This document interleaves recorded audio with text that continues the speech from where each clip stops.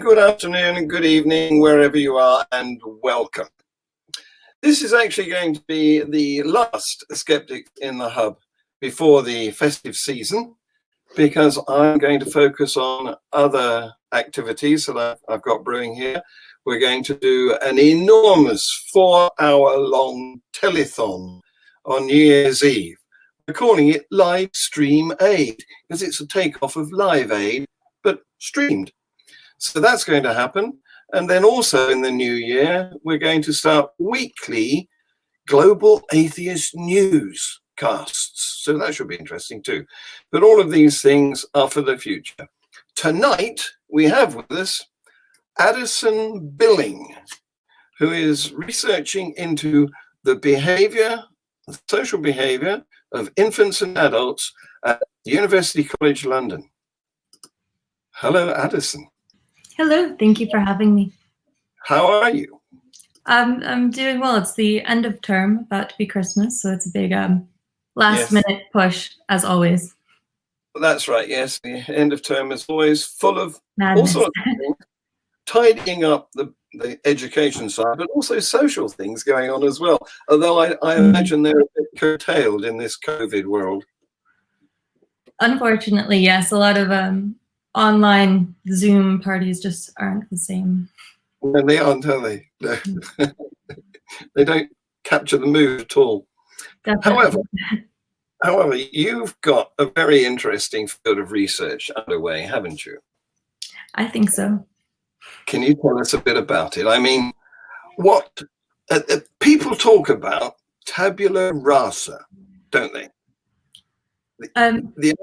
They do. Yeah, so I look at more of social behavior in terms of adults and then infants. So what is learned and what is innate, and how do we understand really the world around us and how we're processing those social behaviors? So are you a subscriber to the concept that we are born empty and that you can pack stuff in subsequently, or is that a nonsense? I would definitely say that's nonsense. We know that things are definitely malleable. You understand the languages that you're exposed to, of course, but we do have like one example is laughter, really, in that all around the world it'll sound the same. We understand it the same way, regardless of language. I'd like to get on to laughter in a minute, but first of all, I want to tell you about years ago when I finished my teaching career, because I'm quite old. But I was at that time the governor of a primary school, and we were putting on training events for the staff. And we had this one educationalist come along who said, and it boggled my mind, he said, we're all born empty and it's the job of teachers to fill us up, and there's no limit to the potential of any child. And I thought, what does he know?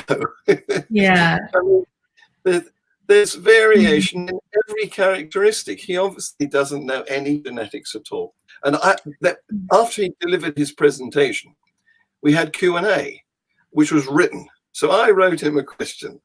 I said, oh, it's so many years ago, I won't be able to quote it perfectly, but the idea was, you know, there's variation in height, color, abilities of sporting nature, you name it, everything has a range of variation. What is it about intelligence that makes it an exception? And you know what? He answered everybody else's question except mine. Just ignore it. Yes. Yeah, I would say that's definitely not true. People understand things completely differently, and how quickly you catch on to things, the type of things that you enjoy and therefore work harder at and practice. They're all very different. Yes, indeed. Yes. Obviously you're thinking in the same way as me. Yes, I think that's right. As far as that's concerned. Right, well, I'm going to finish rabbiting and let you get on with telling us some of your interesting stuff. Yeah, thank you. All right, so we're looking at social behavior and laughter. So we're 30 times more likely to laugh with other people than if we're alone. And this will be filled with clips, by the way. This is the first one. So in this clip, this is obviously in a precarious position. He's about to fall into the water. and his friends are watching him. They actually want him to fall in the water so that they can all laugh together.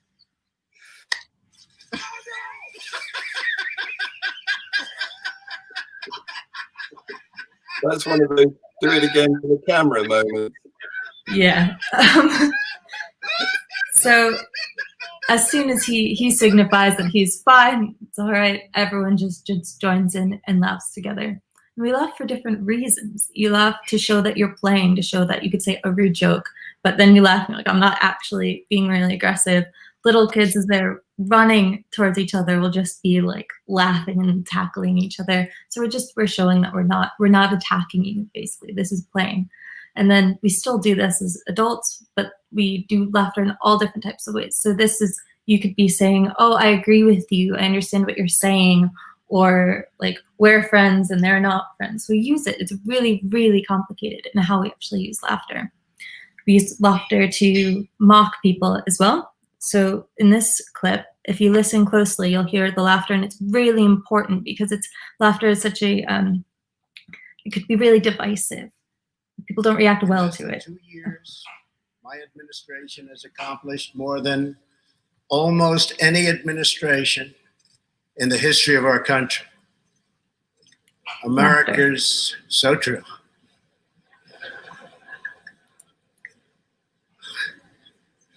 Didn't expect that reaction, but that's okay. So it's who you laugh at can also be really dangerous. If you laugh at the wrong person, it's seen as very aggressive. But it's also used to downregulate negative emotions. It's really complicated. So Robert Levinson out in the US did this study where he brought in a bunch of married couples, and he wanted to see how they reacted together under stress. So he sat them down and he measured all their stress responses, everything is good. And then he said, can you name things that your partner does that annoys you? And instantly, everyone got very, very concerned and stressed. And the couples who handled that by laughing together and joking and smiling, who really just, their responses went way down, and they rated their marital satisfaction as a lot higher than those who just went for it, everything that bothered them. So it's important in so many different ways. We have two main types of laughter. You have a spontaneous laughter. So this is something where you find it could be hysterically funny to you, or it's something you can't stop. So when you're laughing, you're like, I really shouldn't be laughing, but you're still laughing. And it's not something you can control. And it's a lot higher in pitch than we could actually ever make our voices. So you can't possibly fake this, and it's longer in duration. It sounds like this. This is an incident where he fell into a bunch of paint in his friend's van.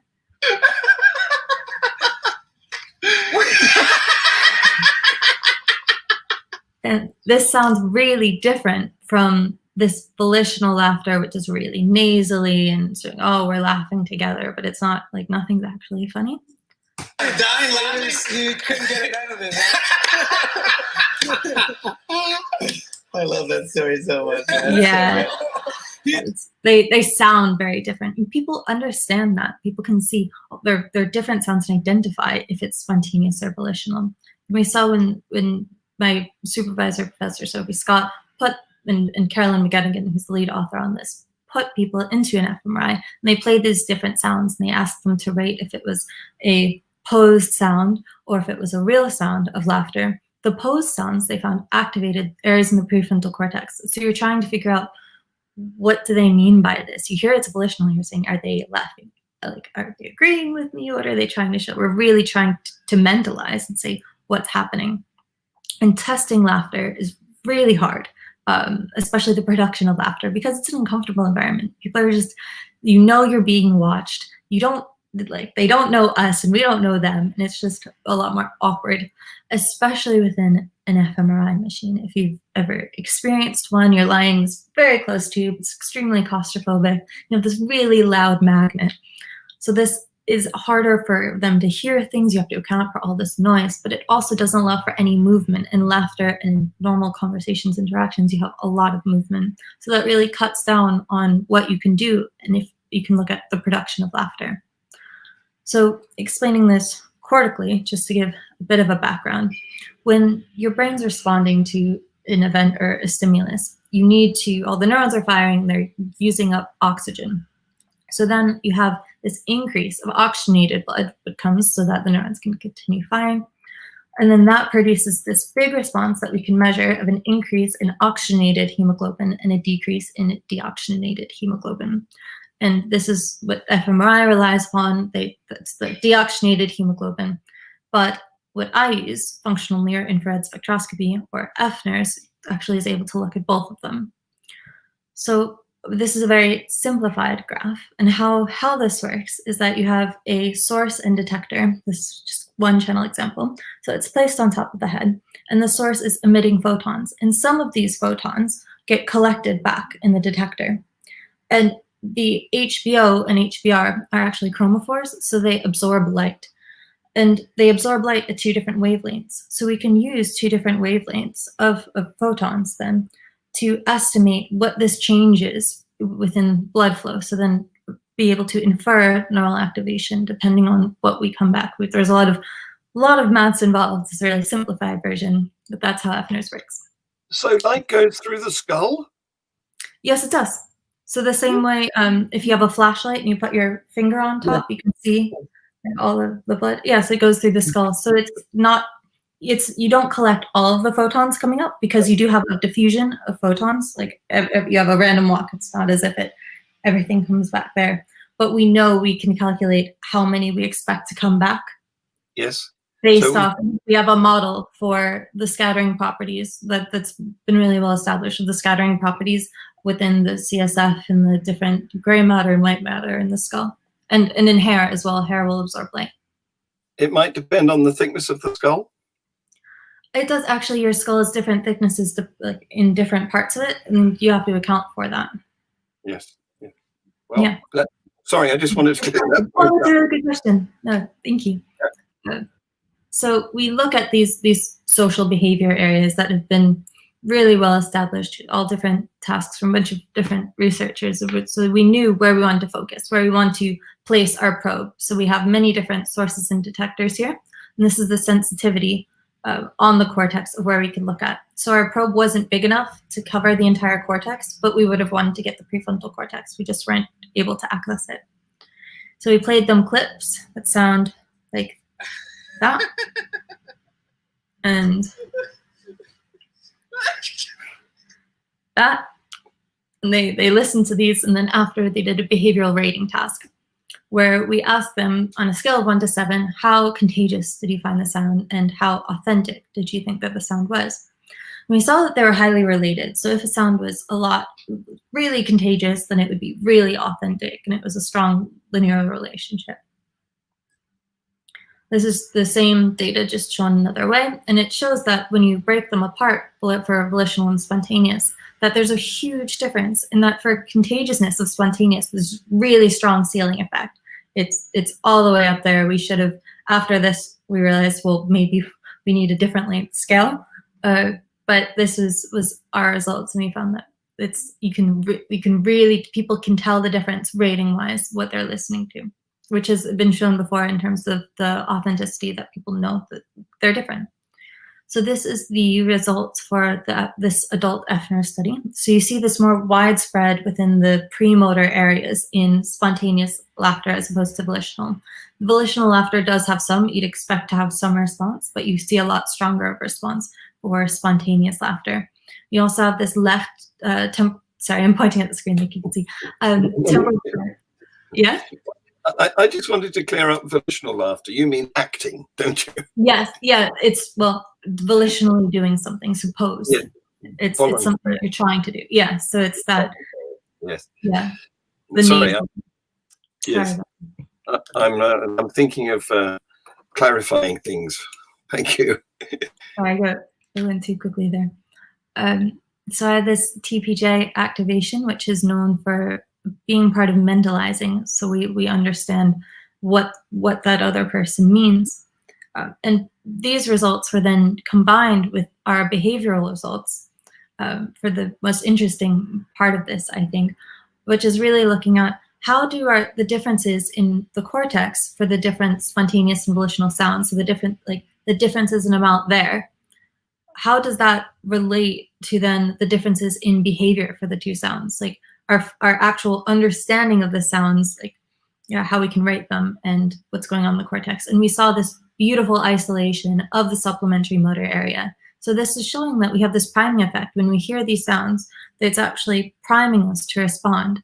And then we understand that behaviorally by saying, yes, I think this is a more authentic sound because you have this priming. And this is more contagious sound because of that priming. So this is a paper that we've submitted last month, so it's under review. We're really, really excited about it. And then this is just one of the peak activations. So this shows within the SMA, we have this strong linear relationship for contagion and authenticity, but in an area that we wouldn't expect to. So the right inferior temporal lobe is where we don't have that relationship. Then we're able to move on, so finishing that project, moving on to diffuse optical tomography, which is like FNERS, but really crazy, really exciting. Just a big jump forward in terms of technology. So this is the LUMA system developed by Gower Labs. There are many advantages to using this instead of that really massive fiber-based system that I showed earlier. And it's portable, so we bring this system up to, we're doing this in Cambridge. So this is just on the train. We bring it up with us in this little backpack, and it's fantastic that way. It's silent, so that means that you can play this auditory stimuli, and actually that is all that they're listening to instead of having the fMRI sounds. Comfortable, we have these babies fall asleep while they wear it, so they're not bothered by it at all. It's cost effective, it's a lot cheaper than fMRI. fMRIs were at £650 an hour, it adds up. And it's naturalistic because you're not tethered to anything. It's just one little wire, like an earphone wire. You can do all these different tests. People have been shown for driving cars and dancing, and now we're using it for social behavior. So our first step was to replicate a study because no one's ever used this device on infants before. So we replicated this well-established paradigm from Sarah Lloyd Fox on looking at social behavior. This is her original study. So you have 26 channels, the channel where you could look at the differences between the source and detector. They have 26 measurements, effectively. And then in our application, we had 432 per hemisphere. So it's just a lot more data, which will be a lot more accurate then. And instead of using this big silver box here, which is the old system, we're now using that like little black box on top of the trolley that you see. This went really well. We were really excited about it, and this has been released, and we had a lot of exciting press around it. And then we did have a lot of issues testing infants. This is something that everyone will understand if you've dealt with a baby. They randomly move at all different timings. They will fall asleep in the middle of things. They get hungry and fuss out, and you would really like them to just sit there and watch something nicely, and that's is not going to happen. So you have to redesign things so that it captures their attention and be a lot more flexible than you would need to if you're working with adults. And we're looking at this in infants because we want to see how our perception of laughter changes. These are the results from the Royal Society summer exhibit that Sophie Scott did, where they had 1,800 participants. And so they're looking at age here, and they found that for young children, when they asked them, is this laughter sound real or posed on a scale, they had no idea like what they were even asked. It's just laughter. So we develop this ability as we get older. We start to understand, be better at empathizing and seeing what is this person thinking, what are they trying to tell me? But as small children, they have no idea. But we wanted to see if the cortex really, if they actually did know, they just didn't understand the question, right? So we're looking at, this is recent tests that we're doing. This is within the last few weeks that we've been running these. So it's after lockdown was released, we can finally start. It's been really exciting. So we're looking at 6 to 8 months and how they're processing laughter sounds and doing similar studies to the FNERS one that I talked about earlier, this time where they're in the OT cap. The interesting part that we're switching to is that's the first paradigm is processing, and then we're switching on to production. Infant laughter, actually, when they produce it, is incredibly contagious. I don't think anyone's done studies on how many people laugh in a room when one baby laughs. I would be interested in doing that study or reading about it. But parents love, it's really exciting for a community when a baby starts laughing, especially in the Navajo community. They celebrate it. They actually have a party, a baby laughing party, because it means that the baby has come out of really, they say, like, is the more spiritual realm and come into their family and the people realm and wanting to connect and wanting to have this social moment, because laughter is entirely social. So being able to celebrate that is a really important tradition to them. And the production of laughter is wonderful to see and to study, and is really important how they learn to do this communication, which we know is so important then as an adult. So it develops around 2 to 3 months is when they'll start laughing, and they do it. It's a lot simpler than adults, and they're not trying to manipulate you. They're just feeling happy or excited, or they want attention and they're trying to keep your attention. They figured something new out of like how a light switch works, and they're laughing about it because they're happy. So this is the first naturalistic free play paradigm that you have with infants using AFNRs.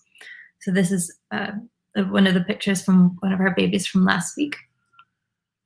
And here's another clip of which we found is the most effective way of producing laughter in a baby. Peekaboo! Peekaboo! Peekaboo! Peekaboo! Peekaboo! This is a very happy baby. We really enjoy watching. So we step out of the room now because you have to have all our masks on during testing. But for the production part, we're filming it to know all the timings, and we step out and watch from the window and how good they're laughing. So it's been really nice to start watching. So You can't watch that without breaking into a smile, can you? Yeah, we're just outside the door, like giggling. Yeah. It's nice. So we're looking at what's actually happening on the cortex that's causing them to laugh, and what are they reacting to? What does their parent do that's making them laugh, and why is that funny? Then are they actually always laughing spontaneously? Do they ever laugh to try and get something or get that getting attention? Is that volitional or is that spontaneous? And then a big struggle for me is going to be, how do we analyze this data? Because normally you have this paradigm where it's very clear. You play a sound or you play a video, you're seeing reaction, you could see, all right, this is the reaction to that, clean. But this, it's like, how do you time what's going on? How do you code what's happening? And so this is why we have this video data to see exactly what the timing is. But it's like, well, do you go a little bit before, so you're seeing their reactions, and are they producing, like, are they also hearing their own laughter?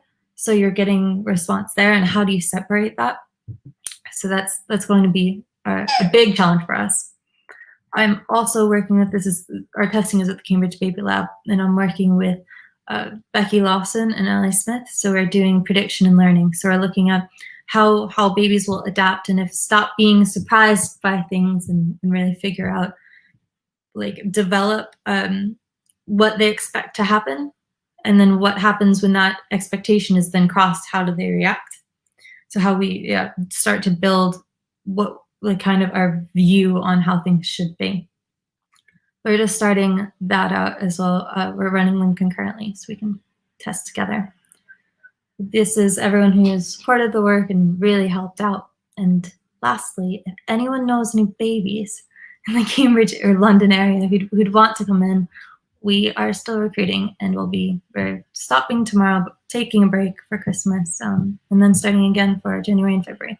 So please contact me through Twitter right there, or email, or really any way is fine. We'd like to have you in. Thank you for listening.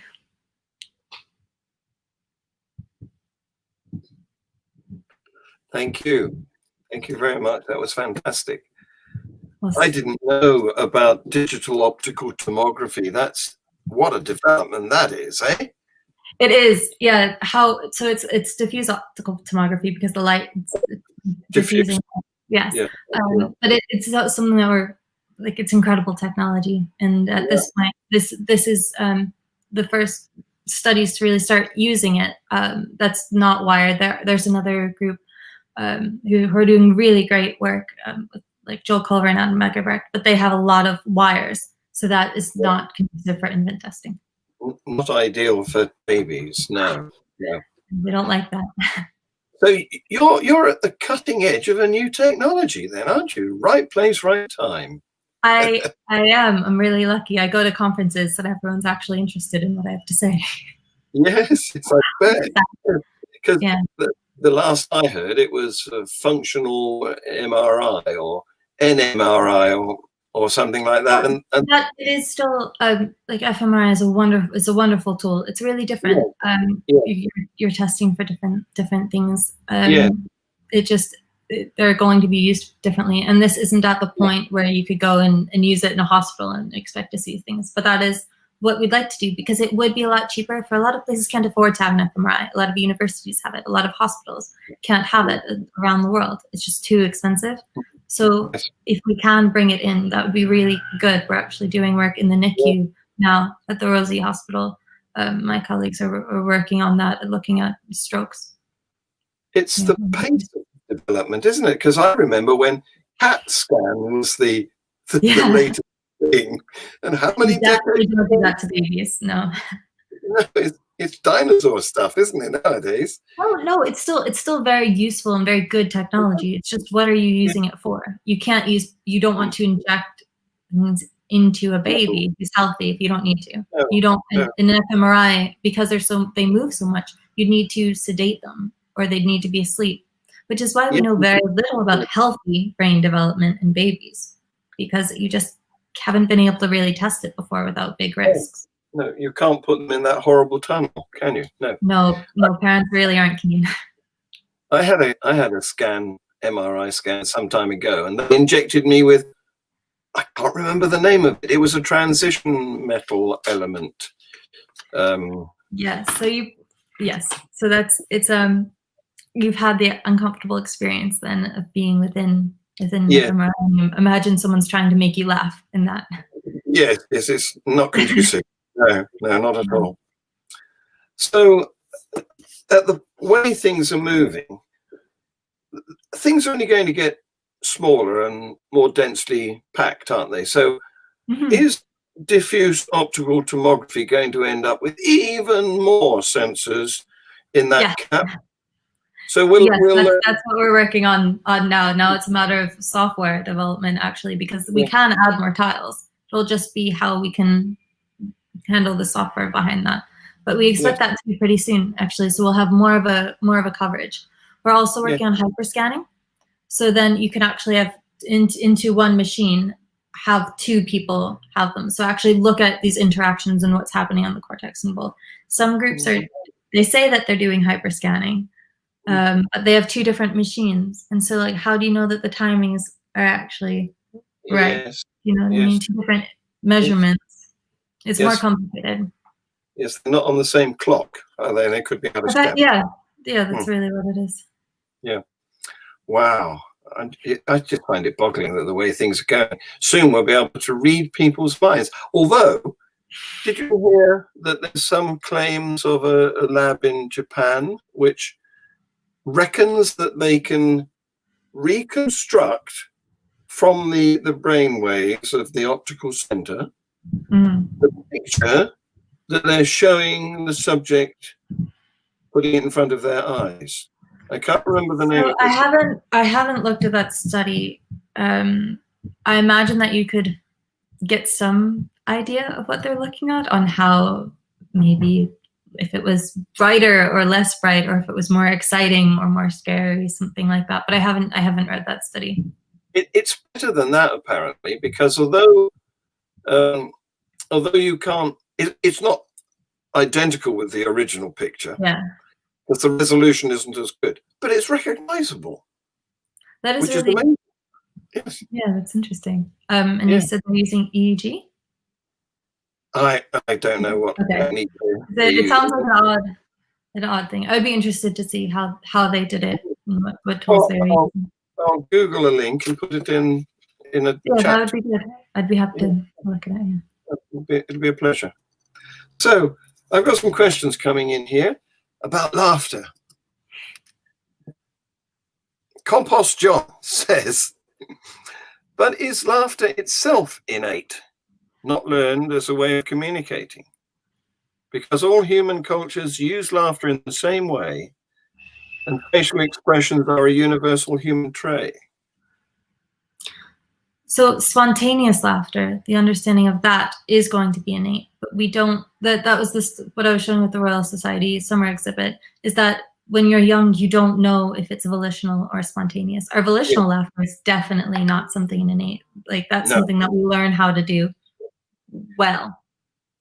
Yes. But So the babies aren't doing that, we don't think. there's two sorts of laughter. There's sort of laughing to a tickle, which you're born with, and then there's that's actually different. Tickling's a different, a different one. That's an interesting word. Yeah, that's a sensory related and not the same thing.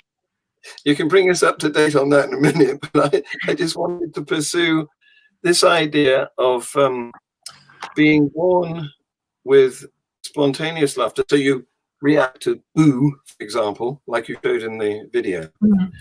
But then at that stage, not being able to distinguish it from acted laughter until later. So when does that discernment appear? Is it in months or years? I'm not sure how I could share my screen again. Give me, all right. I don't see how I could, it's fine. When those two curves, we really become good at it at around 30 on understanding volitional laughter. It's very late. So we get better at it, but it only really levels off at around 30. So we're improving and we're becoming more empathetic people. We're becoming better at communicating, at understanding what other people mean, what other people want. So it's definitely a skill that we develop on how to understand people's laughter. 30, 3 decades, 3 decades of being fooled. This was taken at the Royal Society summer exhibit, so that may play a part in it. I imagine maybe it's just British people who are attending this exhibit are a bit late, but that's what the data is saying. I was going to come on to asking whether there was any geographical differences, but and those interested in that exhibit, but yes, it was still a very, very large study that they did. I've noticed, just as my own experience, so obviously this is an anecdote and therefore not of any value scientifically, but I've noticed that I've got less willing to laugh. When I was doing my first degree, there was a lot of laughter. We all gathered together, and back in those days, we used to listen to the radio, because, as I said, I'm very old, and we all used to laugh communally, because it was much more fun being together, like you said. You don't laugh much on your own, really, do you? Except the occasional roll at a meme or something. But when you're in a group, especially if it's a compact group, then it's contagious. So, but that really is. So out of my lab, Ceci was the lead author on this, and Sophie's the last author, and they produced this paper that was extraordinary, that showed listening to dad jokes, so really bad jokes. If you added in laughter at the end of it, people found it funnier. They would rate it as funnier because other people thought it was funny, so they laughed. So and if it was spontaneous laughter that it was paired with, the effect was even stronger. So you know that laughing with other people will actually make you laugh more? Yes. That might be my favorite. Yeah. Oh no. We're not going to have a reading, are we? I'm equipped with books full of dad jokes. So it still amazes me that apparently we're gullible. We could be tricked by false laughter until we're 30. That is incredible. Well, not tricked, but not understand what they mean, really. Yes. Yeah. So here's Compost John again. He says, have you looked at the responses of different people, such as male and female, autistic and neurotypical, for instance? So those are two very, very important questions. First, I am interested in looking at male and female differences because we know that in other studies, they've shown that they react differently to hearing the sounds, can identify things. But we haven't looked at that because you need to have and you should have a massive amount of people to look at gender differences. If with a small number, like if you have 20 participants or 24 is the median for fMRI, you're not looking at gender differences at that point. It's just too small of a study to really compare. In terms of autism, there are differences on how they are reacting. That's work that's currently going on in the lab, actually, that Ceci's leading up on. So she'll be publishing that really soon, actually. But that is something that they've done. There's also been a lot of work on depression, on hearing the sounds, the laughter sounds differently, and psychopathy. There have been studies on that as well. Of boys with psychopathy just don't find laughter as contagious. Like they understand spontaneous or volitional, they just don't want to really join in. So that was a really interesting paper. They're apart from it in their own little isolated situation. Yeah. Yeah. Yeah. Interesting. Yes. Wow. Then there's animal laughter, isn't there? There's been quite a lot of clips on YouTube and on I get sent those videos a lot.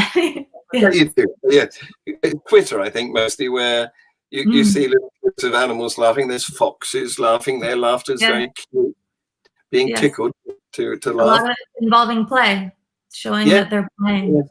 Yes. Please don't bite me. Like we're playing. Yeah. Well, they do bite, but gently, don't they? It's little nibbles of yes, friendly nibbles. Yeah. Yes, this is just to say that I'm being friendly and not being vicious. Yeah. And then there's rats' laughters, and that's ultrasonic, isn't it? So yes, it is. So that work done by Penscape that's really incredible. And they actually want to be tickled. They want to laugh. And they found that when you remove the I think they severed the vocal cords of rats, so they can no longer make these laughing sounds. They found that when they're playing with other rats, they get bitten more often because they're not able to actually convey, I'm not attacking you. Yes. Yeah. It's really, really important for their behavior to be able to make these laughing sounds. In the same way it is for us to show that we're not, if you make a joke or if you laugh at something, someone just looks at you, is really uncomfortable. And the same applies to the smile, doesn't it? Which we've all been deprived because of the masks now. Yes, it's been really interesting working with little babies and how different it is with the mask on and how they react really, really differently and have to get used to it. But these babies were born during quarantine, so that's just what they're going to be used to for a bit. A lot of parents are really concerned about that, actually, but it's something we've had for the rest of history of not having our masks on, so I'm sure they'll be absolutely fine.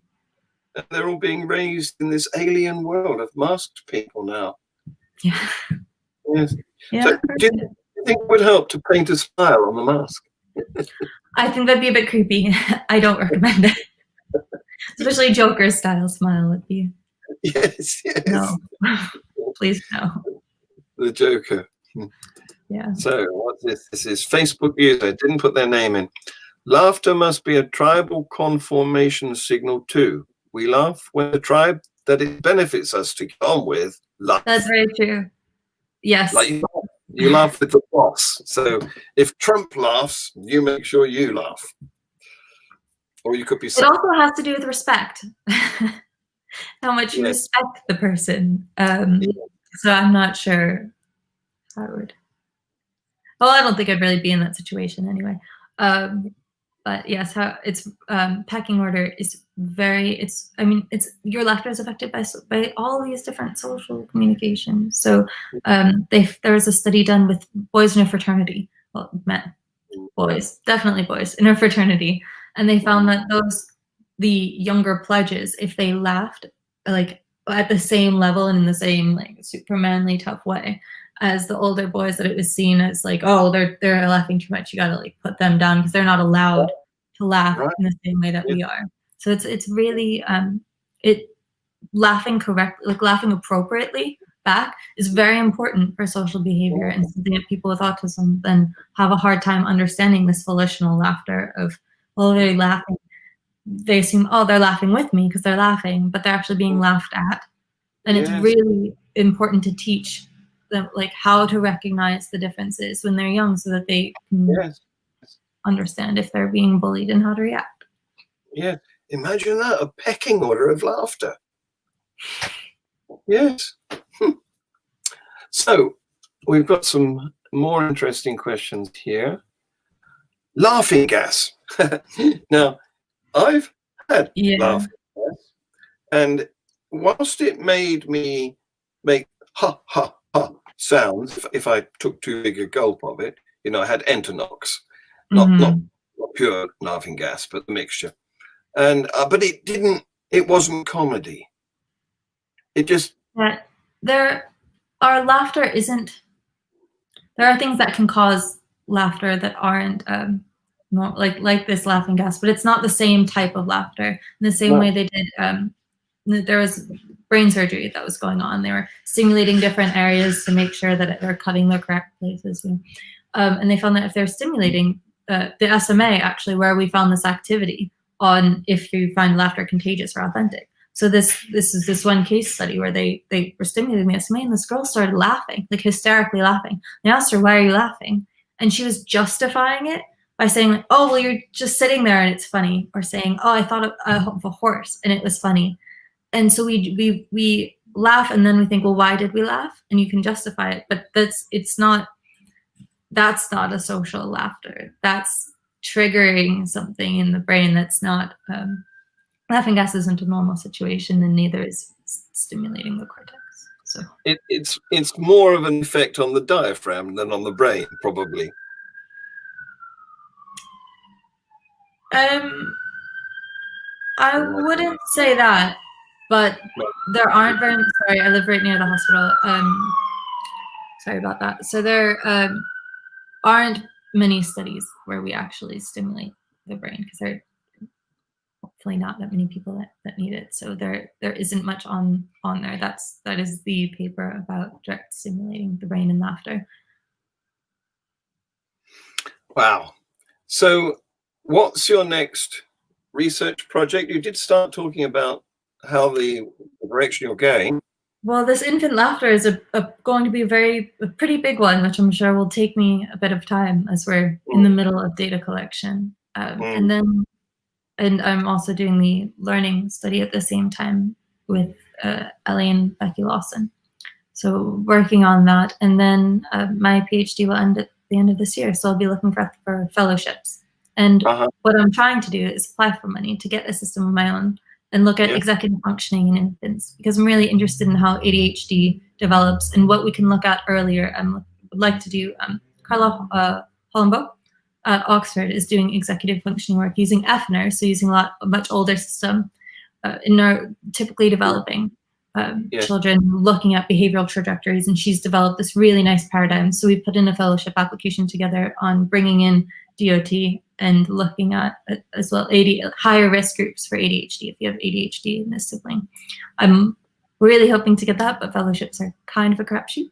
But so I'll be applying to others as well. But that's what I'd really like to move into, still using DOT with infants, but looking at ADHD, especially in girls. Oh, right, because it's rare in girls compared to boys. It's not, actually. It's less commonly diagnosed because it's different than boys. For ADHD and for autism, women have to score all these tests are designed for males, and women have to score worse than males do on tests designed for males to actually get a diagnosis. And we're really underserving them, and it's causing just really horrible things for them. They're going to be diagnosed with anorexia and bulimia and anxiety before they're diagnosed with ADHD and ASD, because it's seen as a male disorder when it is the same disorder. It presents slightly differently in males and females. So instead of having a child who's running around causing a lot of chaos and being loud, this girl inside her head is going through all these things and trying to sort things out, and might be well behaved, but just can never bring her homework in because she just gets really does it and then forgets it and is scattered, right? And we need to be able to help them just as much as we're helping the loud kid who's causing problems. And it's really a big issue, and lack of data and lack of studies for women. And it's something that I feel very strongly about, that we actually need to do more work for them. And it's a sort of residual misogyny, it sounds like, in the diagnostic field. That's pretty big. Have you read the book Invisible Women? No, I haven't. It's fantastic, and you really should, on how women, the data isn't there, and how they don't do in testing, like with crash test dummies and testing cars, that women aren't tested in the driver's seat because women drive incorrectly because they have to sit too far forward. Like, all of these things are just like, really? I'm sitting incorrectly because I need to reach the pedals. All right. Yes, So, because your legs aren't as long. It's ridiculous, isn't it? it is. So it's a very frustrating and very well written book. And I think everyone involved in any policy making or in any research, it's important. And just like being around, it's important to know where we're missing things. Yes, well, we need more equality. That's what I say. Yes. And that applies to the data that we collect as well. If you don't know about it, if you don't have enough information, you can't make well-informed decisions. Well, I, as you may know, I'm a retired science teacher, and I taught in all sorts of schools, including male only, female only, and co-ed. And to my way of thinking, the most natural is the co-ed. You don't meet male only and female only societies in the wide world unless you enlist in the military or something. Even that's changing. But first, for a lot of girls, being in girls-only schools are actually a lot better for their education because they're called upon. They're not shut down. They're not someone's not talking over them, and they develop this confidence in themselves and in the material, and are able to interact with it more.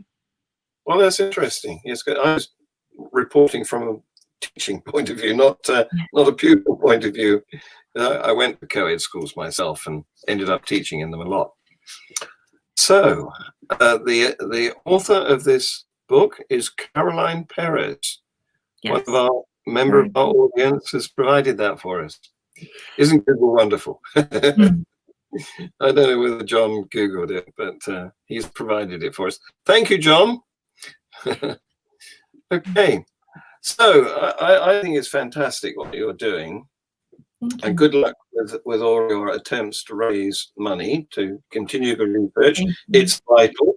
We need to sort out some sort of response to these conditions of autism and ADHD, because at the moment they're getting left behind. But I suspect, you know, that things like dyslexia didn't used to be a disadvantage because hardly anyone could write and read. And it's only because the modern world requires everyone to be able to read and write that dyslexia has become a problem. Previously, people who lacked that ability were probably leaders because of their access to memory and vocabulary and ability to express verbally, as the other world was closed to them, so they developed that one, you know, the live response one. Well, if we don't need skills, you wouldn't know if you're bad at them if you don't test them.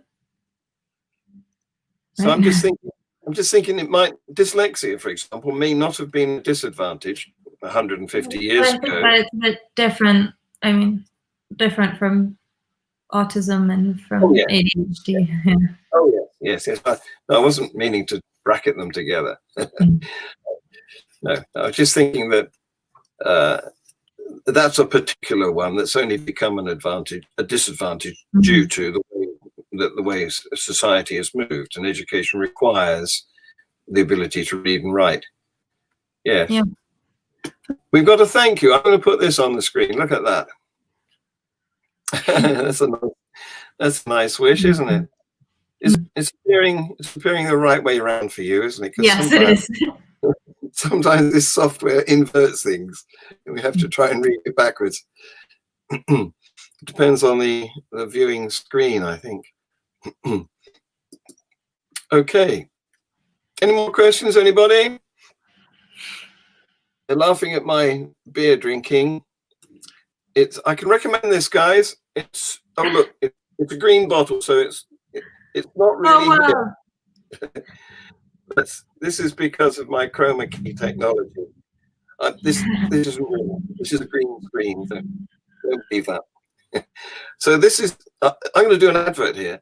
Stella, you know, brain damaging Stella. They've done a brilliant alcohol-free one. You can't tell the difference, and you don't get your brain damaged. I hope Stella noticed this and send me a free crate. Nice. Okay, well, I'm going to just do a quick commercial for the rest of the year of Skeptics in the Hub, because as I announced at the beginning, in case some people have joined since I made that announcement, this is the last one before Christmas. But in January and from then on through 2021, which hopefully will be a much better year than 2020 has been, couldn't be worse, could it? We have a group. Don't say that. Tempting, yes. But we intend to have a great program of experts and academics coming to address us in future. So thank you very much, Addison. Take the rest of the day. All right, have a nice day. You've been fantastic. Thank you. Bye-bye.